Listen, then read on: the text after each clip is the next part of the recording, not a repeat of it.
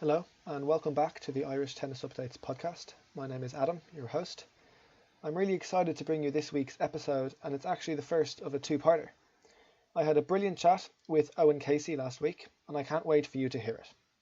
Owen was Irish number one for 15 years, had an incredible record in Davis Cup, played in 3 Olympics, and the list goes on. In part one, we talk about Owen's junior success, his time in college, highlights of his time on tour, and what it was like to play the Olympics. And now, let's get into it. Right, so Owen, firstly, just thanks very much for talking today. It's really great to talk to you. Thank you very much, Adam. How are you? All good. Thanks very much. Brilliant. So how was in lockdown for you the last few months? First, away from tennis, back to tennis now, a few months. How are things?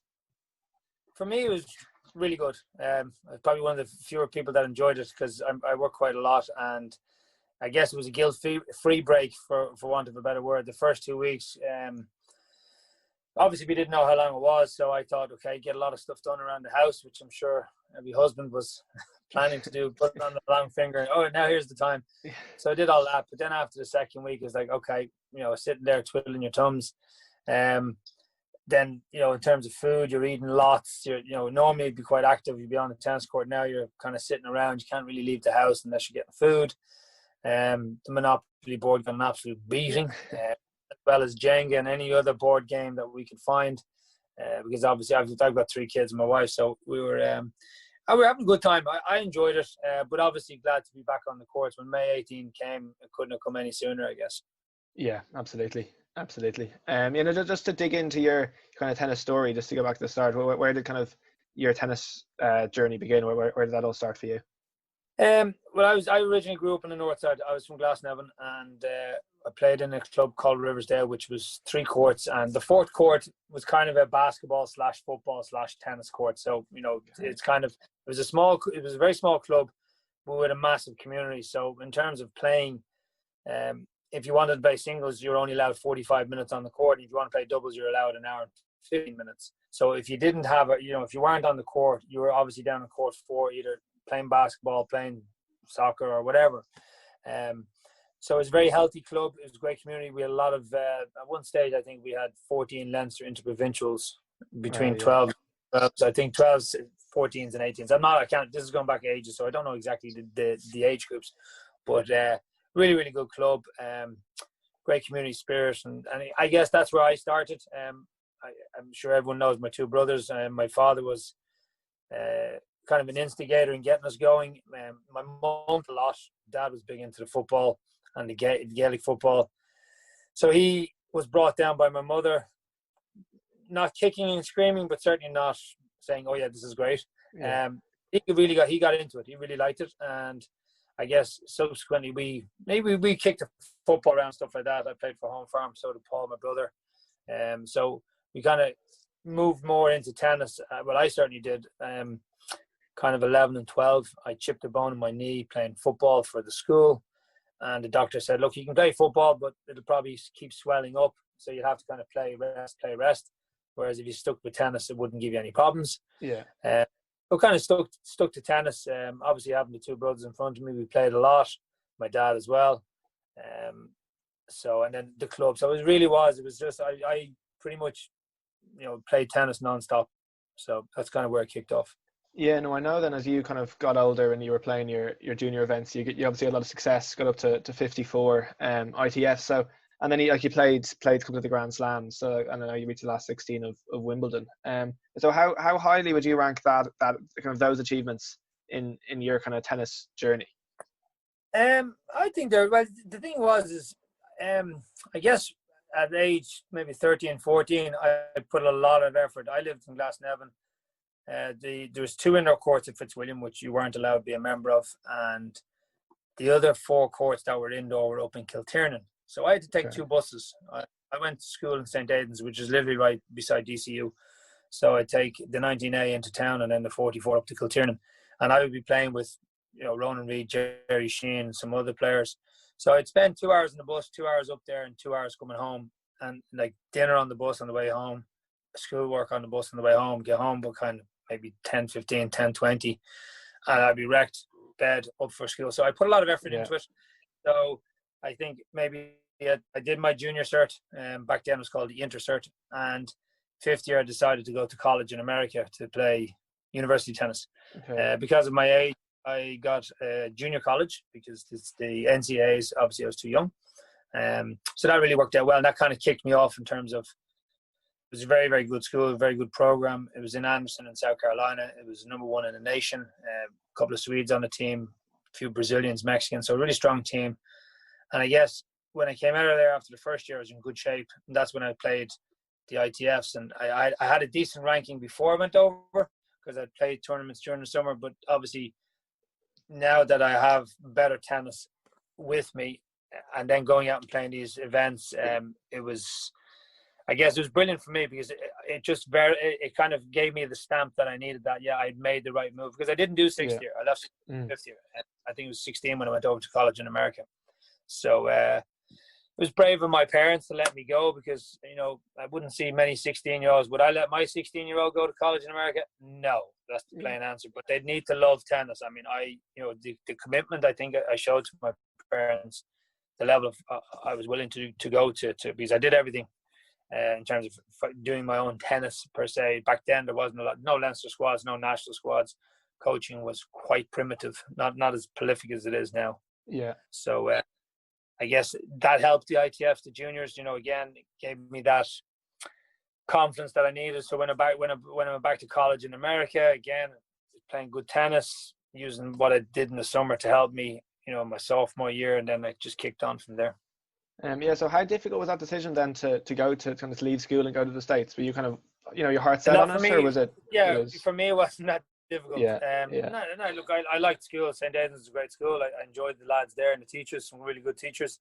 But I just love tennis that much. I mean, I kind of marvel at some of the kids. Nowadays, I said to two kids the other day, game on feet, and they're like, no. And I'm just shocked because, like, at their age, I would have known all the players going back into the 60s. Yeah. So I would know a lot of the players now, past, present. But a lot of the top juniors wouldn't know who the players are, and that's a little bit alarming, because I think if you play a sport, you should know who the players are and who the best players are, and try to have a role model. So absolutely. For me, I guess the tough part was probably my parents letting me go. It's just saying, look, we believe in you, which they did, thank God. And they gave me the confidence. They said, look, if this is really what you want to do, and you got your mindset on it. And of course, I was going there to college, so it wasn't like I hadn't turned pro yet in terms of, this is my livelihood. It was, obviously if I got injured, or if it didn't work out, if I ended up hating it, at least I'd have a degree. Yeah. And so how long were you in the States for then? I was there for 4 years. I was 2 years at Anderson Junior College. We were national champions both years. And then I went to Clemson University, which was literally 30 minutes down the road. Now, Clemson is a huge football school now. Back then, it was top 10. Not really, like winning they've all different kind of bowls over there, but the main one is the Orange Bowl. They've been in the national championships for the last 5 years. So they've gone really like mega in terms of that. But my main reason going there was their coach at that time, Chuck Creasy, was he was the coach who had the most players on the tour at that particular time from college tennis. So if he was over in Nebraska, or if he was over in California, I would have gone, because I was doing my research. The fact that he was literally 30 minutes down the road. Yeah. And our college coach was really good friends with him. And we would play them literally once a week. Now, we wouldn't play their top 6 players because that was against the rules, but we would play their second string, and their second string were nearly as good as their top string. Yeah. So and it gave me an idea, because Anderson was very small. Anderson was maybe 1,000 students, so it was quite small. Everybody knew each other, so if you got into trouble, everyone knew you were in trouble. Whereas Clemson was massive. There's maybe 16,000, 17,000 students back then. It's probably more now, but the campus was huge. The football stadium, I was like, whoa. So it was a no-brainer from a move point of view, but it was more, not so much the university, but it was more the actual coach. The coach was just outstanding, amazing. Yeah. So from those 4 years, what are your kind of best memories you look back at from Lord. Well, I guess in Anderson, definitely the 2 national championships. We played them out in Tyler, Texas, because that's ultimately what you're playing for. North Greenville, which is South Carolina, if anyone's familiar. North Greenville's in, I think it's in North Carolina, but it's not that far from us. Could be in South Carolina. We're very, very close to us. Huge rivals. We were number one, they were number two. So when we went to their school, it was like a pitch battle. Like when you were getting a ball at the back of the court, you were spat at. Your mother was called everything. Your sister was called everything. It was for me. It was an eye opener. Now the coach warned us and fellow players, like, this is going to be a war. And I was like, yeah, I'm kind of used to that. No. You don't get this. It'll never be like. And again, I've played tennis a lot before then. You would never get. I never got abused as much as I did. Yeah. Up there. Now we still won, but this is part of it. This is their coach. This is what he did. And like when they came down to play us, like campus security had to come out because so not many of our students would go up there. Yeah. But their students would come down. Like their coach would get their students to come down and make noise. So like our student body were quite not reserved, but they were, they would respect people. And when they saw this happening, like, people getting spat at, and they'd be then starting to call the students' names. So that was kind of probably a little bad thing, but at the same time, it made the intensity fun, but it was, it was an eye opener. There's a lot of good memories. Again, when I went to Clemson, going to my first football game, huge. 88,000 people at the stadium watching this football game. Now, I didn't, trust me. At that stage, I'm 18 years of age, and I'm, really baffled as to how a game that should take an hour is taking 4 hours. I couldn't do the math on this, and I was like, why is there so much stopping? Because I didn't really pay too much attention to it. I still, back then, kind of tennis and football. I'd be following what was going on in Europe, but I wouldn't be following too much in what was happening in America. But great memories. The parties, I guess, at Clemson were just astronomical. That's the one thing about college, is particularly if you've got a big football team, the parties at the end are just outrageous. You're looking at over 2,000 people, and music is cranked and everything. So, but and I'm not saying I was a saint. We kind of only had, back then there was no rules with the NCAAs, so we would train 4 hours a day, 6 days a week. Okay. Now it's all different. You can only do about 20 hours, and that's including gym. When I say 4 hours a week, I'm talking tennis. I'm not including gym work. So you can throw another 2 hours of gym work in there. Nearly 6 hours a day. So it's a full-time job. Yeah. We had Sunday off, so you couldn't really go out in a bender on Saturday night, take Sunday off, and then be ready to go again on Monday. So it was very, very disciplined, and the training was exceptionally hard. Our coach was he's a true disciplinarian, and he is kind of military. He found that the more he trained us and the harder we worked, the stronger we got, both as an individual and as a unit. Like we did nowadays, I wouldn't think too much of it, but we did what's called morning madness. Now, a lot of college players are like, oh, that's crazy, getting up at 6 o'clock in the morning. Like 6 o'clock in the morning now is something I do regularly. But back then, you get up at 6 o'clock, you run down to the track, which is a mile. You do a mile for time, so you had to do it under 5.5 minutes. For every kind of seconds you got over, then that was reduced on the last one. Then you do your sprints in between, and then to go home, you had to run that mile again under 5:30. Again. So it was 1 hour. Yeah, it was intense. One day in each week, so you do that for 14 days. And each one day, no specific day named, the coach would drive by the track. That means you're going into the mountains. So you're literally jogging behind his car for 1 hour. Now, if you were anyway slow, or you got tired, or you couldn't keep up, you would get lost, because I wouldn't know where I was going. I know I'm jogging on this road, but if I'm, imagine you're doing an hour of running. So, and it's not a light jog. Back then we're 18 years of age, so we're quite fit, and you're running with 20-year-olds. So you had to keep up. One or two lads got left behind. Yeah, one or two lads got left behind. But that was the nature of the beast. And then to make the team, you had to do a mile under 5 minutes, and you had to do a 400 under 75 seconds. Okay. So the fastest mile I ever ran in my life was 4:52. Yeah. I got you. Yeah. Well, there's one lad, like, it was just, you had to do it. You had to keep running this. If you didn't do it, then you couldn't get on the team. Even if you're a full scholarship, the number one guy on the team Yeah. had to do the same. It was all the same for everybody. Yeah. So that was a good thing. There was no favoritism. But we were so fit, so fit. And again, that for me, having those 2 years under him, the discipline which I achieved from him was just, I guess it's standing to me today. Yeah, so having worked that hard for those years in the US, how equipped did you then feel when you kind of went to go pro and go full time on the tour? Were you kind of, you had that mentality ready to go almost? I was ready. When I finished my college career, I was about 600 in the world, which was great because then I didn't have to, like when I went back out, it's not like I'm starting from scratch. I think playing during the summer helped me an awful lot because that way, when I finished in June of what was it, 1990? Yeah, June 1990, I finished up. I could then start immediately playing, which I did. So the transition wasn't big. I guess the competition was because I wasn't used to this volume of players. I guess when you're playing college tennis, you're only seeing a team. So you're looking at maybe 6 to 8 players. Suddenly now there's 32, 64 players. It's like, whoa. Yeah. So that was a little bit daunting. The traveling was a little bit daunting as well because I'm on my own.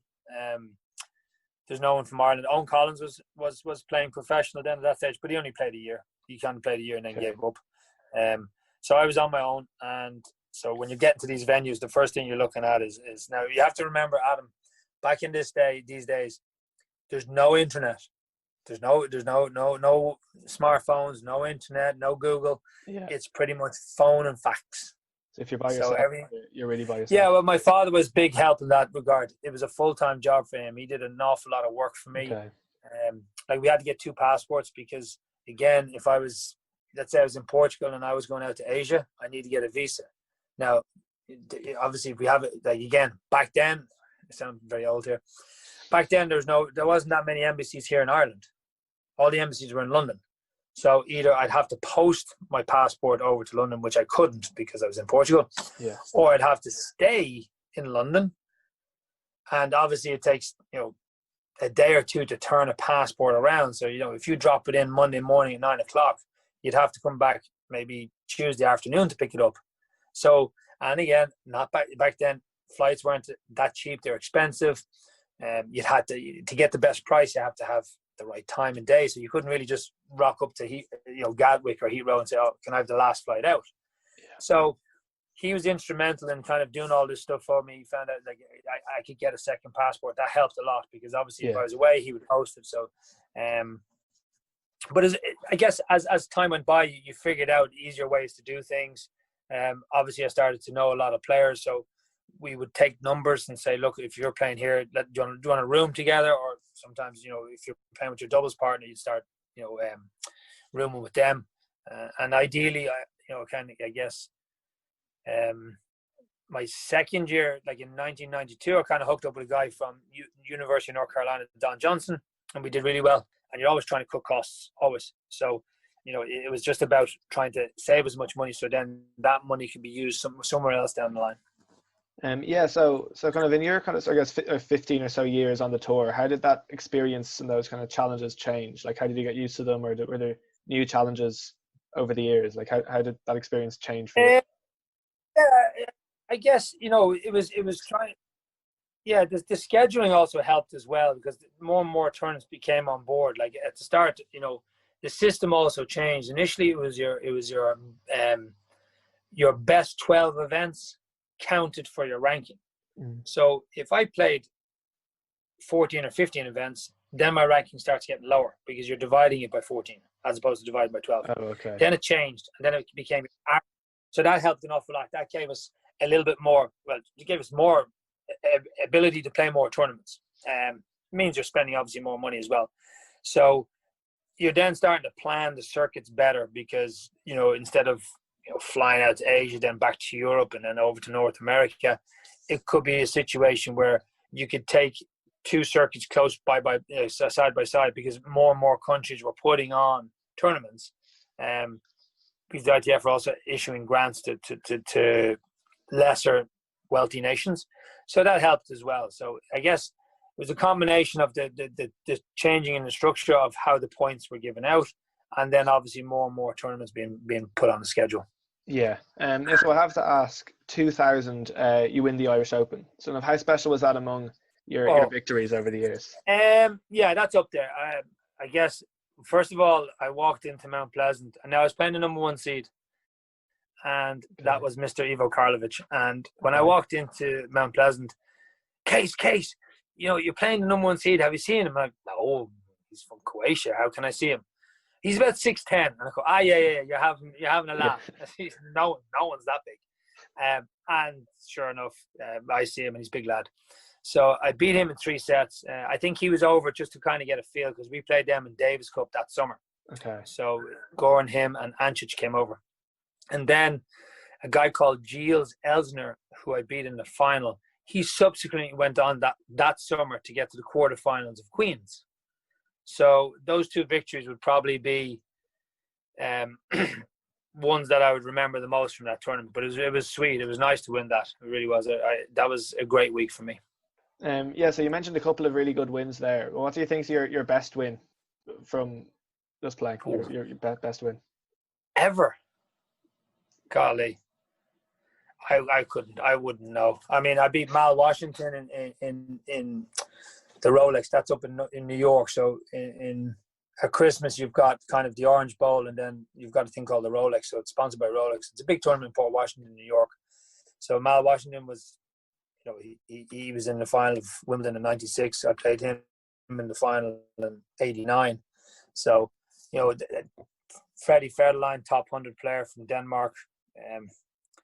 I don't know. I think for me, the best match I ever played was against Magnus Gustafsson in the Olympics in '92 in Barcelona. And that was for me, because he was 12 in the world at that stage, and he was renowned for being a clay court specialist. I went 3 sets with him. I did 4 sets with Goran, didn't beat him. Goran's match was a little bit more different because it was so fast.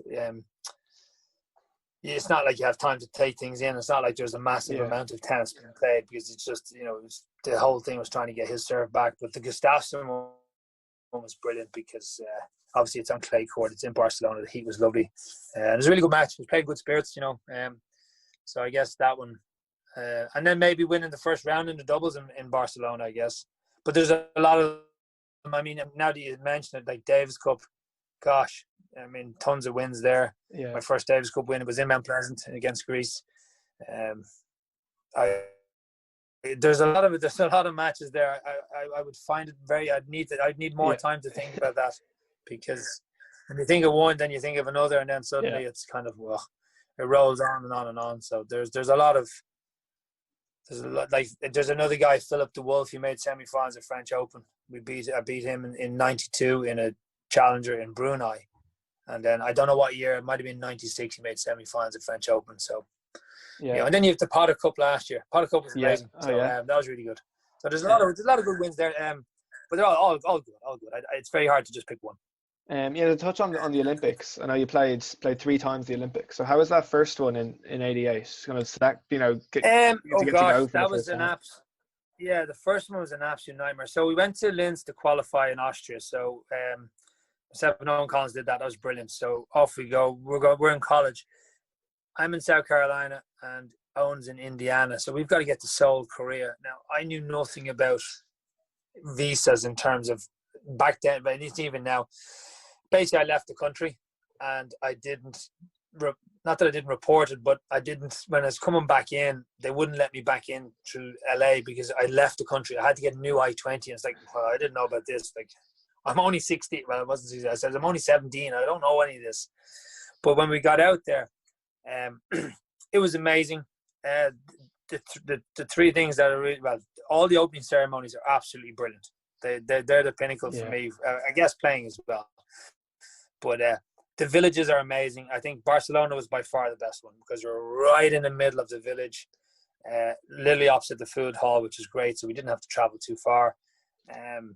Lots of really kind of, I can't say on this because I don't know what age is going to be watching this, but there's some serious stuff going on in the village itself. A lot of swimmers not necessarily clothing, walking around after they finish. So there's a lot of kind of blow-off steam stuff that went on. It was funny. You know, the dream team came in one day. So you're seeing Michael Jordan and all these guys, Larry Bird. So Barcelona was probably the best one. But the first one I was probably a little bit too young to take it in, to be honest. In college, I was told, look, as soon as you're finished, you have to come back. You can't stay out there too long. Because I would go out there maybe 4 or 5 days early to get acclimatized. Yeah. So it takes a while. So Barcelona is really good. Had a great time. Atlanta. It wasn't brilliant.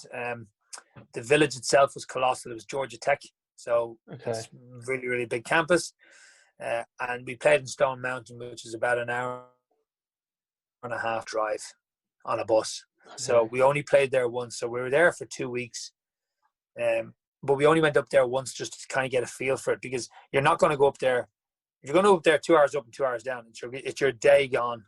And then you can't do anything else. So we kind of went up there once or twice just to feel the place. But we were able to train at Georgia Tech. So we were able to train, then go to the gym, and then get our massages and food and so on and so on. Yeah. I think, yes, Atlanta, Seoul, Seoul was brilliant, the actual city. I really, really enjoyed Seoul. It was because at that stage now I hadn't been to Asia, and it was a massive eye-opener. Barcelona's lovely. Barcelona is a European city, so I guess there wasn't anything there that you wouldn't necessarily not expect.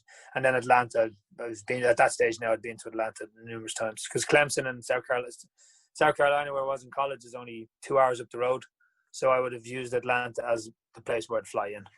Yeah. So, but definitely, Barcelona for me now was amazing. Yeah, I guess it must just be being in that environment around all those, top athletes. Must just be an unbelievable kind of experience to see those, world champions and so on. Absolutely. I mean, it's and they're all from different sports. Like, as an athlete, you can only get tickets for the sports that your country is involved in. Okay. So in terms of for basketball, we couldn't get any basketball tickets because we didn't have a basketball team. But like, you'd still go out. You'll still go to all the other events, and you're seeing all the top athletes. You're seeing Phelps. You're seeing like so many different athletes. And then when you go into the training room and you see them train and stuff like that, it's a cauldron of just intensity.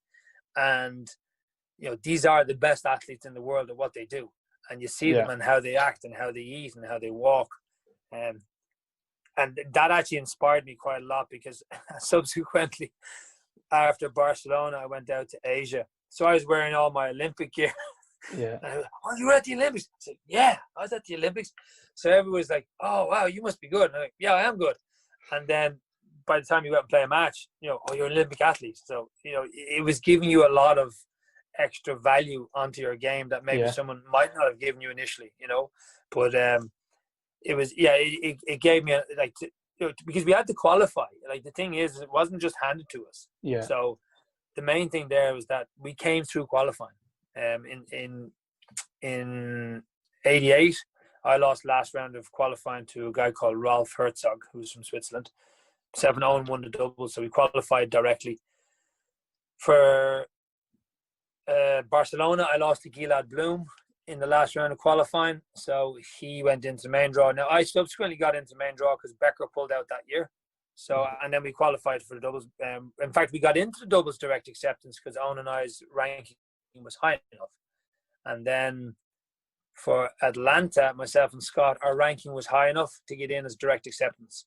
So we didn't have to qualify, but the first two were very good. We had to qualify for both two. Yeah, so I guess it's being there is such that that massive achievement. So in which of those three was your biggest success playing? Was your biggest 10 matches? Oh gosh, certainly. Well, okay. So myself and Owen, we lost to Mansdorf and Bloom. Now we're going to see. This is how I talk about earlier about known names. People who know tennis would remember Mansdorf and Bloom. They're very, very good players. So we lost to them in 3 sets. Then in Barcelona, obviously, I had a good singles match against Gustafsson. Doubles, we beat Levaye and Maciel. Now, Levaye won Wimbledon the previous year, doubles. So myself and Owen beat them. Then we played Halasik and Rosset. And Rosset was, I think, either gold or silver medalist that year. But Halasik was in Wimbledon, I don't know how many times in the finals. He used to play with Forget. We lost to them, tough 2 sets.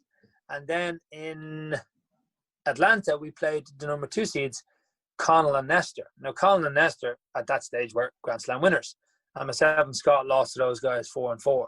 So it's not like we disgraced ourselves, the two Irish lads. Like, we gave good account. Like, we actually played really, really, really well against these former Grand Slam champions and top 50 players. So Barcelona, though, for sure, probably because we got that win over Levi and Maciel, and then we played Lassick and Rosset. And I think that was probably the better ones in terms of competition. Yeah, no, incredible stuff. So then, like, in terms of obviously that being the Olympics, like back home in Ireland, how much support did you feel above and beyond what you'd get normally? Like, did you really feel, huge support in the media, the public? Yeah, absolutely. Again, this is now before phones. Now, obviously, we're kind of coming in Atlanta. We're kind of coming into the era of phones. We got a phone from Motorola, but it was only to make calls within America, so that wasn't really a great help to us. So you'd be getting faxes every day. Back then, was it Aircom? I think Aircom were, can't even remember, maybe Post and Telegraph. So, for example, when we were in Seoul, Korea, we were given credit every day to call back home. So that was good. As I said, you'd get the phone, the faxes, and telex messages. So I can't remember the word. It's basically like a piece of paper with writing on it. So that's, again. So you'd be getting all this, and you'd be getting them from random people. Like, you'd be getting from people who you don't know, who would be avid tennis players. Like, they might be down in Cork or might be in Galway or Nina or whatever, wishing you the very best of luck and hope you do well. And it was really nice. So you could definitely feel the support. And Barcelona probably had more support there because it was closer to home, whereas at the Korea, just a bit too far. Yeah. And that is where we're going to leave it for part 1 of this interview. Big thanks to Owen for his time and to you for listening. If you enjoyed, please subscribe, leave a comment, tell a friend, and help get the podcast into the right hands. And make sure to join me again next week for part 2 of this brilliant chat with Owen Casey.